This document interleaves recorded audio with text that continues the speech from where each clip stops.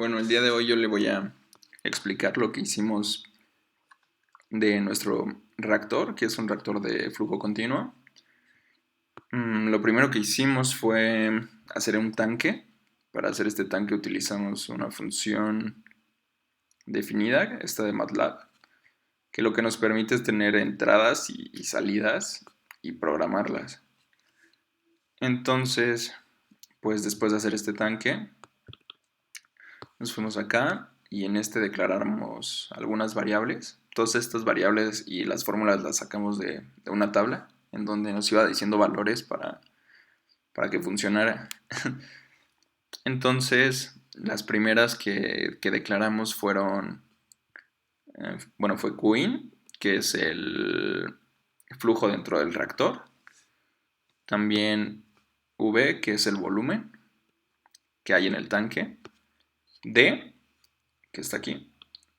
Bueno, D y C, que son el diámetro del tanque y la constante de la válvula del reactor. Estas eran constantes y las tuvimos que declarar acá. Y bueno, para eso podemos utilizar aquí editar, que lo que nos permite es ver las entradas, bueno, las salidas, las entradas y los parámetros que son las constantes que vamos a utilizar. Entonces bueno, para XS pusimos que era pi. Bueno, AXS es el área transversal del tanque, que es pi sobre 4 por diámetro al cuadrado. Después, para la altura del fluido en el tanque, utilizamos esta, que es el volumen sobre el área transversal del tanque. Y para el caudal de salida, utilizamos esta. Y después, la derivada del volumen respecto al tiempo, utilizamos esta del caudal de entrada menos el caudal de salida. Después, bueno, nos regresamos para acá. Y aquí lo que hicimos fue, bueno, lo principal fue, teníamos que definir el valor, porque acá no lo definimos, Qin. Entonces, para definir el valor de Qin, utilizamos este que es un step, que lo que hace es generar un cambio después de cierto tiempo. Entonces le pusimos que lo hiciera después de 120 minutos o 2 horas y que aumentara de 8 a 10 metros cuadrados, si mi memoria no me falla, metros cuadrados por minuto. Entonces ya teniendo este step, utilizamos utilizamos este integrador que era necesario porque para la ecuación de balance de materiales en forma diferencial es necesario que arroje la derivada del volumen respecto al tiempo. Y para poder utilizar este valor necesitamos integrarlo.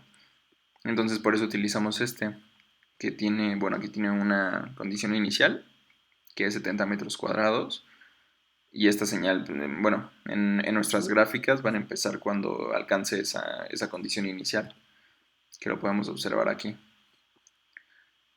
Ya que lo corremos, pusimos estos scopes para poder observar la señal después de que la integrara. Entonces aquí podemos ver que empieza en 70, que es donde pusimos la condición, va aumentando, alcanza una estabilidad en el 80 y después aquí en los 120 minutos hace un brinco, ese step, y esto es ocasionado porque aumenta el flujo que hay, o sea que pasa que va hacia el tanque de 8 a 10 metros cúbicos por minuto. Y ya, bueno, después también pusimos otros dos scopes. El primero fue para poder ver el H, la altura, y el otro para ver el caudal de salida. Entonces, aquí se pueden observar. Podemos ver cómo se produce igual a los 120 minutos este cambio. Aquí llega y se produce el step. Igual en el caudal de salida.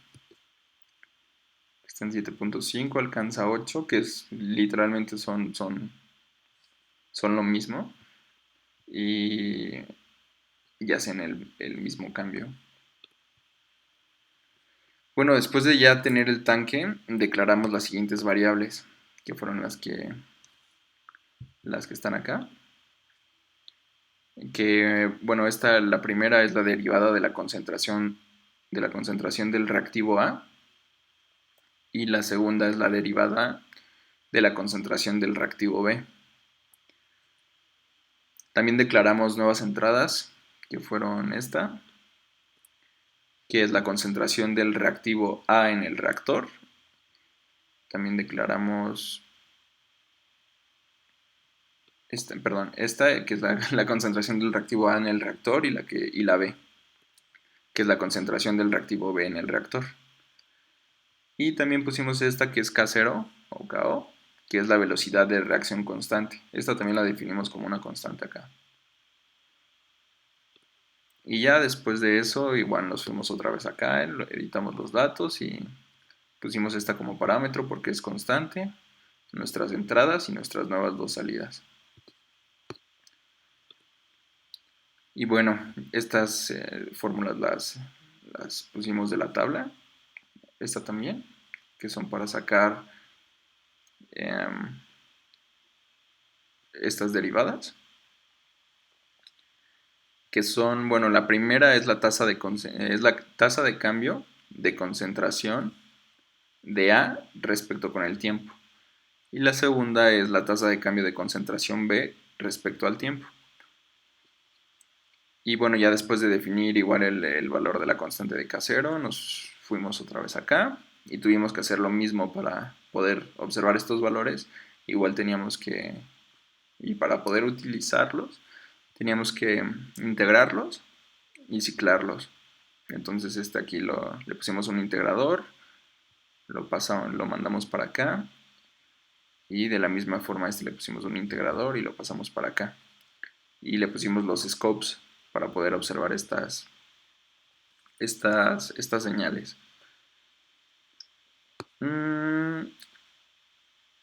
Bueno, le procedo a mostrar cómo funciona. Lo corremos, bueno, que ya lo habíamos corrido antes, pero lo vuelvo a correr, no importa. Entonces lo que vamos a ver aquí, bueno, el único valor que nos faltaba era el de CA, de los nuevos que declaramos. Bueno, CA 0. Entonces para eso teníamos que darle un valor inicial. Ese valor inicial que le dimos fue de 15 kilomol, que es la concentración inicial que va a tener. Y después a le dimos también valores que están aquí. Le tuvimos que dar una condición inicial. A le dimos de 10 kilomol de concentración, y a le dimos una concentración de 5 kilomol por metro cúbico. Y ya, después de correr el simulador, que ya lo había abierto, podemos observar en las gráficas como, por ejemplo, en la concentración comienza en 10, que fue donde le pusimos el valor inicial. Y después del 10 empieza a descender hasta que llega a una concentración estable de 7 kilomol. Después, en este momento en el que se produce el step, incrementa un poco el flujo, o sea, incrementa ahí como este piquito porque incrementa el flujo de entrada, pero después vuelve a bajar la concentración hasta que llega como hasta 6 kilomol aproximadamente.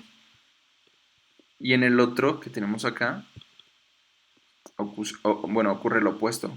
Como el B depende del A, entonces si la concentración aquí, por ejemplo, está en 5, que fue donde pusimos la condición, el parámetro inicial, empieza a aumentar, aumentar, aumentar, aumentar, llega aquí como a 8 kilomol y se produce un pico pero para abajo.